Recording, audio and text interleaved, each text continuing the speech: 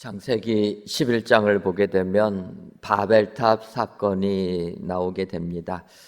이 바벨탑 사건은 노아의 홍수 이후에 번성한 사람들이 동방으로 향하여서 가다가 드디어 시날 평지를 만나 이제는 떠돌이 삶을 끝내고 이곳에 거주하자 하여 성읍과 탑을 건설하려고 합니다. 사람들이 살교하여서 성읍을 건설하는 것이 무엇이 잘못됐겠습니까? 하지만 이 바벨탑 사역의 주역이 되는 사람들은 이렇게 성읍과 탑을 건설하자 하고서는 그 탑 꼭대기를 하늘에 닿게 하여 우리 이름을 내고 온 지면에 흩어짐을 면하자, 이런 이유로 탑을 건설했기 때문이라 이렇게 성경에 말씀하고 있습니다. 그들이 탑을 건설하는 것이 이름을 내기 위함이라. 이처럼 사람들은 자기들이 힘이 생기게 되면 자기들의 이름 내는 것을 더 좋아한다라는 것입니다. 어찌 보면 지금도 이 수천 년이 지난 지금도 사람들은 이름 내기 위하여서 좋은 건축물들을 짓지 않습니까? 지금도 랜드마크라 시그니처라 이러면서 아주 좋은 그런 건물들을 지으면서 그 지역을 대표하는 이름들을 내기 위하여서 노력한다라는 것입니다. 아파트를 사고 들어갈 때에도 그 지역을 대표하는 랜드마크라고 하는 이런 아파트 사야지 가격이 더 비싸지 않습니까? 사람들은 이렇게 이름 내기를 좋아한다라는 것입니다. 그러다 보니까 요즘에는 여러 가지 구설수에 오르는 이름, 그 이름도 사람들이 기억하니까 노이즈 마케팅을 하면서까지도 자기들의 이름을 내려고 하는 게 인간들의 모습이라는 것입니다. 어쨌든 이렇게 바벨탑 사건을 통해서 그들이 이름을 내려고 했지만 그들의 이름은 결국은 사람들을 힘들게 만들고 언어를 혼잡하게 하는 이름이 되고 말았다라는 것입니다. 그래서 우리도 이름을 내게 하려면은 이름이 나더라도 잘 나는 삶을 살아야 되겠다, 이런 생각을 하게 됩니다. 이제 오늘 마가복음 6장 14절을 보면 이에 예수의 이름이 드러난지라 헤롯 왕이 듣고 이르되 이는 세례 요한이 죽은 자 가운데서 살아났도다. 그러므로 이런 능력이 그 속에서 일어났느니라 하고 이렇게 말씀합니다. 14절 상반절을 보면 이에 예수의 이름이 드러난지라, 주님의 이름이 널리 알려지게 되었다라는 것입니다. 이렇게 주의 이름이 널리 알려지게 되니까 헤롯 왕이 듣고 자기가 죽였던 세례 요한이 살아났다 하여서 두려워 떨고 있었다라는 것입니다. 여러분, 예수님의 이름이 드러날 때 죄 지은 자들은 두려움의 이름이요, 구원받는 우리에게는 기쁨의 이름이 되게 되는 줄 믿습니다. 그래서 우리도 이런 예수님의 이름을 온 세상에 드러나게 하여서 진정 주께 영광 돌리는 축복의 삶을 살아야 될 줄 믿습니다. 예수님의 이름에 먹칠하는 우리가 아니라 예수님의 그 귀하신 이름을 세상에 알려서 세상 사람들이 주님의 이름으로 구원받는 축복의 삶을 살게 하는 은혜자들이 다 되기를 소원합니다. 그런데 아시는 것처럼 저희가 불행히도 코로나19를 지나면서 한국의 많은 교회들이 세상의 비난거리가 되었습니다. 일부 잘못한 부분도 있지만 또 매도되는 경우도 있었습니다. 그럴 때 한 언론이 이렇게 얘기합니다. 요즘 시대는 검색의 시대다 보니까 한번 이렇게 언론에 기사가 뜨게 되면 그 내용을 지우는 게 너무나 어렵다라는 것입니다. 그래서 그 한번 잘못 쓰여진 기사, 안 좋은 내용들을 없애려고 하지 말고 더 좋은 내용의 기사들이 많이 나오게 되면 안 좋은 기사들은 자연스럽게 사라집니다. 그 말을 듣다 보니까 이제는 우리가 예수 그리스도의 이름을 세상에 널리 알려서, 더군다나 좋은 의미로 예수님의 이름을 세상에 널리 알려서 진정으로 주께 영광 돌리는 축복의 삶 살기를 소원합니다. 그렇다면 이제 예수님의 이름이 드러나게 하기 위해서는 우리는 어떻게 해야 됩니까? 첫째로는 회개를 전파해야 합니다. 오늘 보면 마가복음 6장 12절을 보면 제자들이 나가서 회개하라 전파하고 이렇게 말씀합니다. 예수님으로부터 파송받은 12명의 제자들이 나가서 회개하라 전파하였다. 회개를 선포했다라는 것입니다. 여기서 이 전파다라는 헬라어 케루소는 고지하다, 알리다, 선포하다 그런 의미들이 있는데 우리는 전파하다 이렇게 번역했지만 이 케루소라라는 단어에서 케리그마라는 단어가 나오게 됩니다. 여러분 케리그마라는 단어는 조금 익숙하지 않습니까? 어디서 익숙합니까? 남성 합창단. 저희 교회에서 자발적으로 모인 남성 합창단이 있었는데 그 합창단의 이름이 케리그마라는 겁니다. 남자분들이 우리도 좀 찬양하고 싶다 해가지고 이렇게 모이면서 이야기를 합니다. 이름을 조금 정했으면 좋겠다. 그래서 이름을 여러 가지 후보를 가지고 오셨는데 제가 케리그마라고 해라 이렇게 정해드렸습니다. 왜 그렇게 정해드렸냐면 케리그마라는 의미가 선포하다, 선포랍니다. 선포. 그러니까 남성 합창단 모여서 찬양으로 세상에 주의 이름을 선포하기를 원해서 선포하다. 그런 의미로 케리그마라 이렇게 정했던 것입니다. 그리고 한 가지 더 덧붙이면 왜 케리그마라고 했냐? 케리그마는 선포입니다. 선포는 듣는 사람의 반응을 보는 게 아니라는 거예요. 선포는 어떤 겁니까?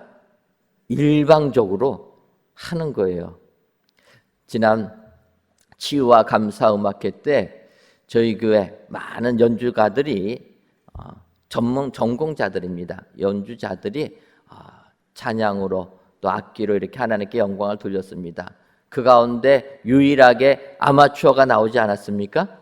그 아마추어가 케리그마 합창단이라는 거예요. 나오셔갖고 얼마나 뭐라고 해야 될까요? 춤도 추시고 아름다운 찬양으로 영광을 돌렸는데 한 가지 덧붙이면 춤은 좀 배워야 되겠다. 몸이 뻣뻣해가지고 근데 그 아마추어 케리그마 합창단이 찬양할 때 사실은 조금 부족해도 그냥 하라라고 선포 아닙니까? 그냥 하시라.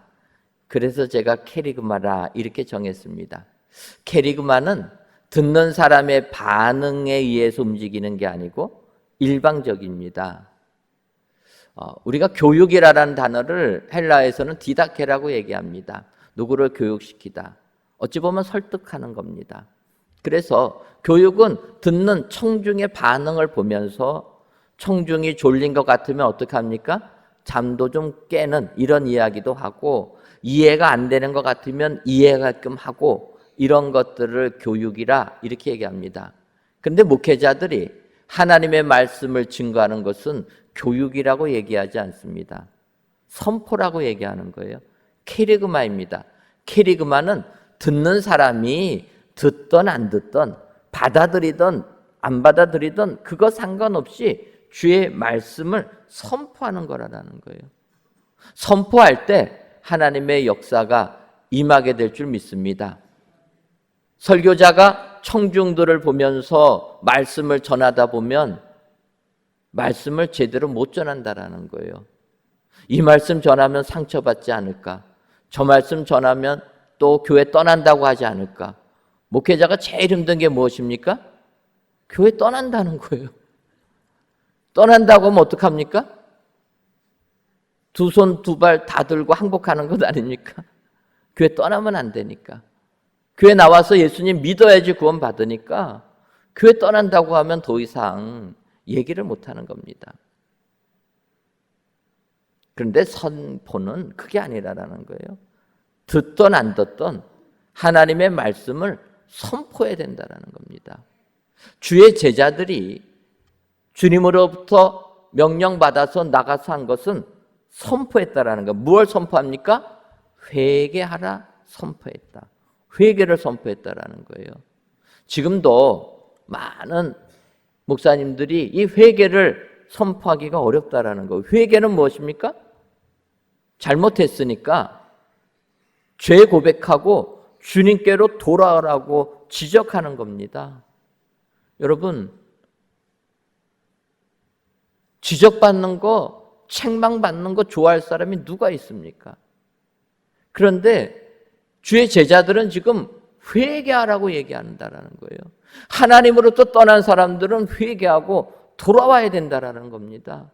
이 세상 살면서 내 능력과 내 지혜 가지고 세상 살려고 했다라면 돌이키라라는 거예요. 회개하라라는 것입니다. 그 제자들이 회개를 선포했더니 이때 예수님의 이름이 널리 드러나게 되었다라는 것입니다.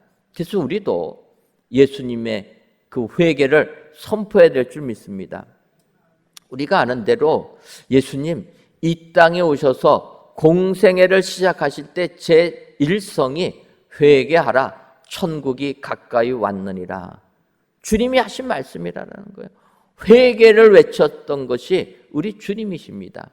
그런데 주님보다 6개월 먼저 와서 예수님의 그 길을 예비한 세례 요한, 그 세례 요한도 마찬가지로 회개하라, 천국이 가까이 왔느니라를 외쳤다라는 것입니다. 우리가 아는 대로 말라기서를 보게 되면 말라기 3장에서는 세례 요한이 주의 길을 예비하는 자라 이렇게 이야기합니다. 그리고 말라기서 4장 5절과 6절을 보면 보라, 여호와의 크고 두려운 날이 이르기 전에 내가 선지자 엘리야를 너희에게 보내리니 그가 아버지의 마음을 자녀에게로 돌이키게 하고 자녀들의 마음을 그들의 아버지에게로 돌이키게 하리라. 그렇게 말씀하시는 겁니다. 여러분, 하나님께서 은혜를 주시면 하늘에 축복이 임하게 될 줄 믿습니다. 세례 요한이 외친 것이 회개하라, 천국이 가까이 왔느니라고, 우리 예수님이 외친 이야기도 똑같이 회개하라, 천국이 가까이 왔느니라라면 이 회개의 선포는 구약과 신약을 이어주는 선포요. 그렇기 때문에 주의 제자들이 선포해야 될 말씀도 회개의 선포이고 2000년이 지난 우리들도 이 땅에 와서 선포해야 될 것은 회개의 선포가 되는 줄 믿습니다. 그래서 우리도 이 회개를 외치기 위하여서 지난 8월 달에 조도에 가서도 복음을 전하고 캄보디아 땅에 가서도 복음을 전했다라는 것입니다. 주의 제자들은 회개를 선포할 때 예수님의 이름이 드러나게 되는 줄 믿습니다. 사도행전 13장을 보게 되면 바울과 바나바가 1차 전도행을 떠나게 됩니다. 그들이 떠나서 비시디아 안디옥에 이르러 가지고 이제 복음을 선포하게 됩니다. 회당에 들어가서 복음을 전하니까 많은 유대인들이 그 다음 주 회당에 모여들게 됩니다. 많은 유대인들과 이방인들이 모여드는 것을 보고 또 유대인들이 그거를 비방합니다. 비난합니다. 그때 바울과 바나바는 주의 말씀을 선포하면서 이렇게 얘기합니다. 사도행전 13장 48절을 보면 이방인들이 듣고 기뻐하여 하나님의 말씀을 찬송하며 영생을 주시기로 작정된 자는 다 믿더라.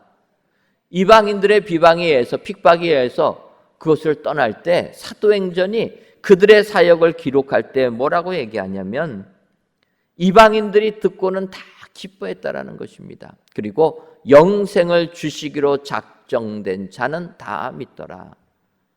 바울이 유대인들과 이방인들에게 복음을 전했지만 유대인들은 거절했다라는 것입니다. 하지만 영생을 주시기로 작정된다는 다 믿었다. 여러분, 회개를 선포할 때는 대상을 보지 않는 것입니다. 오직 주의 말씀을 그들에게 전파할 때, 회개를 선포할 때 영생을 주시기로 작정된 자들은 다 주께로 돌아오는 축복이 임하게 될 줄 믿습니다. 주님으로 그들이 돌아올 때 예수님의 이름이 온 세상에 드러나게 된다. 오늘도 이 말씀을 기억하셔서 회개를 선포하시는 은혜의 모든 성도님들 되시기를 주님의 이름으로 축원합니다. 다음으로 예수님의 이름을 드러나게 하려면 귀신을 쫓아내야 합니다. 오늘 보면 마가복음 6장 13절을 보면 많은 귀신을 쫓아내며 많은 병자에게 기름을 발라 고치더라 이렇게 말씀합니다. 이 구절에서 상반절을 보면 주의 제자들이 많은 귀신을 쫓아냈다라는 겁니다. 예수님의 제자들은 귀신을 쫓아낼 수 있는 능력이 임한 줄 믿습니다. 주님이 이 12제자를 파송할 때도 마찬가지입니다. 마가복음 6장 7절을 보면 12제자를 부르사 둘씩 보내시며 더러운 귀신을 제어하는 권능을 주시고 이렇게 말씀하신다라는 겁니다. 주님이 제자들을 파송할 때 귀신을 쫓아내는 능력을 주신다라는 것입니다. 여러분 모두가 다 예수님의 제자이십니까? 믿으십니까? 그러면 주님이 제자들에게 귀신을 제어하는 능력을 주신 것처럼 여러분들에게도 동일한 능력이 임하게 된 줄 믿습니다. 그래서 우리들 지금도 거짓 영에 사로잡힌 자들 그 귀신들을 쫓아내서 그들로 하여금 자유함을 얻도록 복음으로 구원의 은혜를 체험하도록 우리가 이런 역사를 보여줘야 될 줄 믿습니다. 그런데 우리가 아는 대로 이 귀신이란 존재는 영적인 존재다 보니까 주님이 능력을 주셨음에도 불구하고 우리에는 두려움으로 다가오는 게 이런 존재라는 겁니다. 예전에 우리 교회 학교에서 여름 수련회를 하게 됩니다. 기도원을 정해가지고 이렇게 가게 되면 예전에는 기도원들이 산속에 있었고 또 그 기도원까지 가다 보면은 묘지들도 많이 있지 않습니까? 무덤들. 그래서 교회학교 여름 성경학교 프로그램 진행하다 보면은 그런 프로그램들을 많이 넣습니다. 어떤 프로그램이냐면 묘지 체험 프로그램. 아이들에게 좀 담대함을 주겠다. 그래가지고 이런 프로그램을 만드는 겁니다. 그래서 어떻게 하냐면 밤에 무덤을 지나가게 만드는 거예요. 그러면은 아이들이 겁이 나가지고 두려워 떨게 됩니다. 그때 예수님 믿는 믿음으로 예수님의 이름으로 귀신들을 물리치고 두려움을 떨쳐버려라. 그래서 이렇게 보내는 훈련을 하는 겁니다. 우리가 훈련을 해보지만 이 밤에 아이들 이렇게 보내면은요 정상적으로 들어오는 아이들은 거의 없습니다. 이처럼 우리들은 보이지 않는 존재를 두려워한다는 거예요. 그래서 영적인 존재, 귀신을 두려워하는 겁니다. 예수님을 믿어도 두려워하는 거예요. 분명히 예수님은 주의 제자들에게 귀신을 제어하는 권능을 주셨음에도 불구하고 그 권능 다 잊어버리고 보이지 않는 존재에 두려워 떨고 있다는 것입니다. 하지만 여러분, 이 영적인 존재 귀신, 그 귀신은 영적인 존재이다 보니까 예수님을 가장 먼저 알아본 것도 귀신이라는 것입니다. 우리가 성경을 보게 되면 예수님이 오셔서 공생애를 시작하십니다. 공생애 시작할 때 사람은 예수님을 그리스도로 영접하지 않았다라는 거예요. 사람들은 오히려 예수님을 십자가에 못 박아 죽였는데 귀신들은 예수님을 벌써 하나님의 아들인 걸로 알아봤다라는 것입니다. 마가복음 3장 11절을 보면 더러운 귀신들도 어느 때든지 예수를 보면 그 앞에 엎드려 부르짖어 이르되 당신은 하나님의 아들이니이다 하니. 귀신들은 어느 때든지 예수님을 보기만 하면 엎드려 부르짖어 이르되 당신은 하나님의 아들이라 이야기했다라는 것입니다. 누가복음 4장 41절을 보면 어떤 사람에게서 귀신들이 나가며 소리질러 이르되 당신은 하나님의 아들이니이다. 예수께서 꾸짖으사 그들이 말함을 허락하지 아니하시니 이는 자기를 그리스도인 줄 알미러라. 누가복음 4장은 예수님께서 공생에 시작하는 부분입니다. 그때 예수님께서 귀신들을 나가라 명하시니까 귀신들이 소리질러 얘기하는 겁니다. 당신은 하나님의 아들입니다. 그때 예수님께서 그들이 그렇게 말하는 걸 허락하지 아니했다라는 겁니다. 왜 그렇습니까? 예수님은 귀신으로부터 그리스도라 칭함받기 원하지 아니했다라는 것입니다. 예수님은 귀신은 쫓아내야 되는 존재고, 예수님이 원하시는 것은 사람으로부터 그리스도라 인정받기를 원했다는 것입니다. 그래서 사도 베드로가 주는 그리스도시요 살아계신 하나님의 아들입니다 고백하니까 기뻐하셨다고 하지 않습니까? 주님은 사람이 예수님을 그리스도로 인정하기를 원하셨다라는 것입니다. 귀신이 그리스도라 인정하는 건 기뻐하지 않았다. 주님은 이 영적 존재 귀신은 쫓아내는 존재라고 주님이 말씀하시기 때문이라는 것입니다. 왜 그렇습니까? 귀신이 사람들에게 들어오면 사람들의 정신을 망가뜨리고 육신을 망가뜨리기 때문이라는 거예요. 이 땅에 복음이 들어와서 복음을 전파하다 보니까 이 귀신 섬기는 문화가 많이 없어졌는데, 최근에 다시 귀신 섬기는 문화들이 문화라는 탈을 쓸고 계속 이 땅에 오게 됩니다. 요즘에는요, 표시 안 나게 이 무당들의 점치는 내용들, 이런 내용들이 아무 꺼리낌 없이 등장하지 않습니까? 공중 권세를 잡은 마귀의 세력들이 우리들을 유혹하는 그런 일인 줄 믿습니다. 오늘 귀신은 쫓아내는 존재라는 거예요. 예수님을 그리스도라 고백을 해도 안 받으신다라는 것입니다.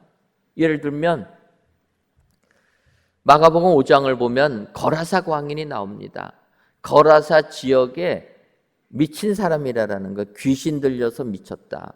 어느 정도 미쳤냐면은 이 사람은 자기 집에서 거하지 못하고 무덤 사이에서 거했다라는 것입니다. 사람이 좀 제어하려고 쇠사슬로 묶어놔도 귀신 들려서 초인적인 힘이 나오다 보니까 묶인 쇠사슬 다 끊어버렸다라는 것입니다. 사람이 어떻게 제어가 안 되는 사람. 그래서 무덤 사이에 거하는 거라사 광인이 있었다라는 것입니다. 예수님께서 거라사 지역에 들어가니까 광인이 벌써 멀리서부터 보고 예수님께 달려와서 얘기하는 겁니다. 지극히 높으신 하나님의 아들이여, 나를 괴롭게 하지 마옵소서.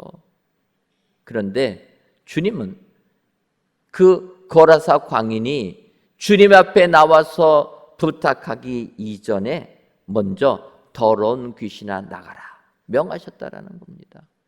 그래서 그 거라사 광인에 들어있던 귀신이 나가게 되었는데, 군대 귀신이라고 그러지 않습니까? 그렇게 많은 귀신이 그 사람 속에 들어가다 보니까 일반 사람들이 도저히 제어가 안 됐다라는 것입니다. 주님의 명령에 의해서 귀신이 축출되고 나니까 그 사람이 온전한 사람이 되었다. 여러분, 귀신이 우리 안에 있으면 우리의 영혼을 파괴하고 우리의 육신도 파괴하는 줄 압니다. 그래서 우리는 귀신은 쫓아내야 된다는 거예요. 예수님의 이름으로 주님이 제자들에게 권능을 주셨기 때문에 그 권능을 힘입어서 귀신들을 쫓아낼 때 예수님의 이름이 드러나는 축복이 우리에게 임하게 될 줄 믿습니다. 오늘 귀한 예배를 드리시는 저와 여러분, 보이지 아니하는 영적 존재에 두려워 떨지 마시고 내가 예수님 믿는다면 주님이 나에게 권능을 주셨다 확신하셔서 악한 영의 세력과 싸워 이기셔서 예수님의 이름을 세상에 드러내시는 은혜의 모든 성도님들 되시기를 주님의 이름으로 축원합니다. 마지막으로 예수님의 이름이 드러나게 하려면 병자를 고쳐줘야 합니다. 마가복음 6장 13절을 다시 보면 많은 귀신을 쫓아내며 많은 병자에게 기름을 발라 고치더라 이렇게 말씀합니다. 주의 제자들이 많은 병자들에게 기름을 발라서 고쳤다라는 내용입니다. 예수님은 명하시기만 하면 병자들이 나았는데 이 제자들은 많은 병자에게 기름을 바르면서 고쳤다라는 것입니다. 이 기름을 바르면서 고쳤다라는 게 무엇입니까? 고치기는 고치는데, 기도하며 고치기는 고치는데 현대의 의학을 같이 병행했다라는 것입니다. 이 예수님 당시에 기름을 바르다라는 내용은 우리가 선한 사마리아인의 비유를 보게 되면 알 수가 있습니다. 누가복음 10장에 보면은 이 사마리아 사람이 나옵니다. 이 사람은 선한 사람으로 이웃이 어려움을 당했을 때 그냥 지나가지 아니하고 그를 도와줬다라는 것입니다. 다른 사람들은 다 지나갈 때 그는 남아서 그 강도 만나서 몸이 상한 그를 보살펴 주었다라는 겁니다. 이 비유 속에 나올 때 누가복음 10장 34절을 보면 그 선한 사마리아 사람이 가까이 가서 기름과 포도주를 그 상처에 붓고 싸매고 자기 짐승에 태워 주막으로 데리고 가서 돌보아 주니라, 이렇게 얘기합니다. 그러니까 선한 사마리아 사람이 강도 만난 사람, 그 상처 입은 사람을 보고 기름과 포도주로 그 상처에 붓고 싸매고 주막으로 데리고 가서 돌보아 주었다. 그러니까 그를 치료해 주었다라는 것입니다. 치료해 주는 방법이 기름을 붓는 것, 포도주를 붓는 거라는 거예요. 지금도 여러분 우리가 상처가 나면은 알코올로 소독하지 않습니까? 그러니까 알코올이 있는 게 무엇입니까? 그 포도주죠. 제가 오늘 이 말씀 드리면 오늘부터 포도주 사가지고 상처 날 때마다 포도주를 부어야 되겠다. 내가 위에 상처가 났으니까 아예 포도주를 먹어서 위를 고쳐야 되겠다. 아주 잘못된 말씀은 아니고요. 그런데 여러분, 이 알코올로 소독할 때는 이 포도주 정도, 그 정도의 도수 갖고는 안 됩니다. 알코올은 70% 정도 돼야지 세균을 죽일 수가 있어요. 살균력이 있습니다. 그러니까 지금 과학으로 볼 때는 포도주 부으면 큰일 납니다. 소주 부으면 더 덧납니다. 절대로 그러시면 안 돼요. 근데 예전에는 그런 것들을 몰랐기 때문에 그렇게 한다라는 거예요. 우선 그냥 물로 할 수가 없으니까 알코올이 있는 포도주를 부었다라는 겁니다. 또 기름을 부었다라는 거예요. 기름이 있다 보면은 세균들이 번식하지 못합니다. 그러니까 그때도 지금처럼 과학의 발달은 되지 않았지만 환자를 고치는 법 속에서 기름을 부었다라는 거예요. 오늘 주의 명령을 받은 주의 제자들은 나가서 회개를 선포하고 귀신을 촉출하면서 육신적으로 질병 들린 사람은 기름을 부어가면서 기도하여 고쳐주었다라는 것입니다. 그래서 우리도 지금 육신의 질병이 들었을 때는 병원에 가서 고쳐야 됩니다. 그리고 기도하며 고쳐야 되는 거예요. 같이 해야 되는 것입니다. 하나만 하는 게 아니라는 거예요. 이렇게 할 때 하늘의 은혜가 임하게 되고 예수님의 이름이 널리 선포될 줄 믿습니다. 우리 은혜광성교회에 속하신 모든 성도님들도 이 말씀에 맞춰서 기도로 병을 고침받지 않습니까? 저희 교회 중보기도대가 있어서 아픈 환자들을 위하여 기도합니다. 급하게 기도 원하는 것들이 있으면 우리가 중보기도대에다 내놓고 급하게 기도하지 않습니까? 그러면 그 기도 제목 가지고 기도할 때 놀라운 역사가 일어난다는 거예요. 얼마나 많은 체험을 합니까? 우리가 기도로 고치지만 또 육신의 질병, 병원에 가서도 같이 병행해서 고쳐야 된다는 거예요. 제자들이 그렇게 했기 때문에 우리도 그렇게 할 때 예수님의 이름이 드러나게 될 줄 믿습니다.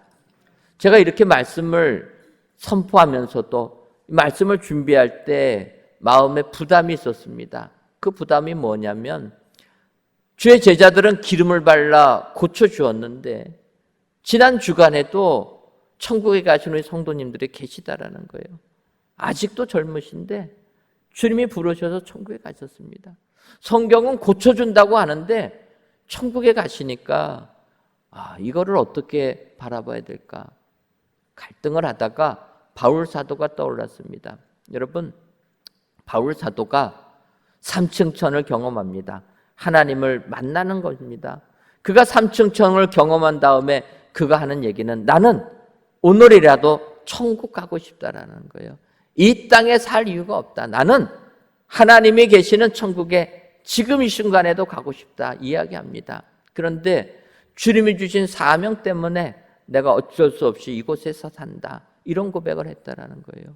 여러분, 병이 들었어도 하나님께서 천국에 불러주시는 것은 더 큰 축복인 줄 믿습니다.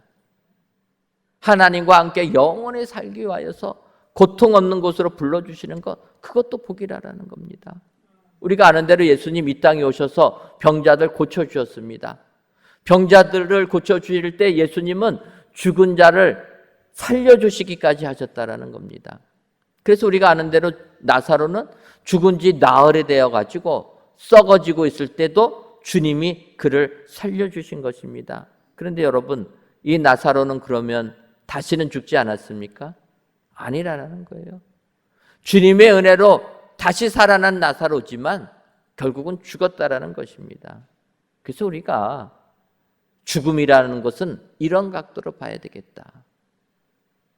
주님은 우리의 병을 치료해 주지만 결국은 우리가 죽을 수밖에 없고, 죽는 것이 우리의 소망이 끝나는 것이 아니라 우리에게는 더 큰 희망이요 기쁨이 되게 되는 줄 믿습니다. 그래서 우리는 주의 명령을 가지고 주의 복음을 증거하는 축복자의 삶을 사는 것, 이것이 가장 큰 복인 줄 믿습니다. 최근에 어느 목사님 어머님께서 소천을 하셨습니다. 그래서 이제 문상을 가서 그 목사님과 이렇게 위로의 말을 나누는데, 그 목사님이 그런 얘기를 하는 겁니다. 자기 어머니가 권사님인데 자기를 위하여서 기도해 주시다가 이제 연세가 되셔서 주무시다가 천국을 가셨습니다. 생각해 보니까 자기 어머님은 권사님인데, 그래서 주변의 사람들을 보니까 다 이 땅에서 권사님, 장로님, 집사님들이 다 천국을 가신다라는 거예요. 그러다 보니까 자기가 볼 때는 천국은 부흥하고 있구나. 믿음 생활 잘 하시는 권사님들이 다 가시니까 천국은 부흥하는데, 그러고 보니까 이 땅에 남은 교회는 별로 남는 게 없구나. 열심히 복음을 전해야 되겠다. 그런 이야기를 하셨습니다. 여러분, 하나님 믿는 사람은 다 천국 가는 축복이 임하게 되는 줄 믿습니다. 그렇다면 남아있는 우리들은 오늘도 예수님의 이름을 드러나게 될 줄 믿습니다. 회개를 선포하고 귀신은 축출하고 병자를 고쳐줄 때 하나님께서 우리에게 은혜 주시고 예수님의 이름이 온 세상에 퍼져서 주의 말씀이 편만한 축복의 삶을 살게 될 줄 믿습니다. 이 같은 은혜가 여러분들 삶 가운데 임하시기를 주님의 이름으로 축원합니다. 기도하겠습니다. 하나님, 오늘도 저희들을 사랑하셔서 이 시간 성전에서 또는 각 예배 초소에서 귀한 예배 드리게 하시니 감사합니다. 이 예배를 기뻐 받아 주옵시고 예수님의 이름만을 드러내는 예배자들이 다 되게 하여 주옵소서. 이 시간 예수님의 이름이 드러난지라는 제목으로 말씀을 주셨사온데, 우리의 삶을 돌이켜보면 부끄럽기 한이 없습니다. 혹시라도 우리들이 예수님의 이름에 먹칠한 것은 아닌가, 우리의 삶을 돌이켜보게 해주시고 오직 예수님의 이름만이 드러날 수 있도록 축복의 삶을 살아가는 저희들 되게 하여 주옵소서. 그러기 위하여 회개를 전파하게 하시고 귀신을 쫓아내게 하시며 병자를 고쳐주는 자 다 되게 하셔서 오직 예수님의 이름만을 세상에 드높이는 참된 주의 제자들이 다 되게 하여 주옵소서. 예수님의 이름으로 기도하옵나이다. 아멘.